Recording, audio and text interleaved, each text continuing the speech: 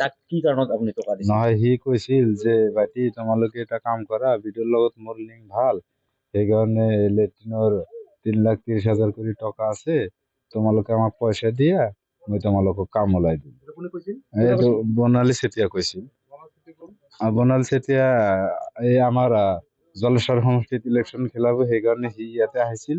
শুনা পাইছো তাৰ মুখত সি বোলে লখিমপুৰৰ মানুহ সেইকাৰণে ইয়াতে আহি মিটিঙো কৰিল আমাৰ বাঙালঝাৰত কৰিল ইফালে আমাৰ মতিলাল পৰাও কৰিছে সি কল সেইকাৰণে দিছো আৰু কি। কিমান টকা দিছে আপুনি? টকা 40,000 দিছো। 40,000 হয়। কিমান জনৰ পৰা লৈছে আপুনি জানে নেকি? কিমান মোৰ জনৰ পৰা জানা টকা মতে লৈছে? গোৱালপাৰাৰ পৰা লৈছে আৰু এইফালে আপোনাৰ চলন্তপাৰা বুলি কয় তাৰ পৰা লৈছে। পইচাটো কাৰ হাতত দিছিল?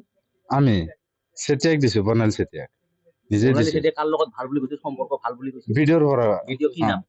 ভিডিঅ'ৰ নাম আছিল কিবা দাস বুলি নাম আছিল মই সিমান নাজানো আৰু কি।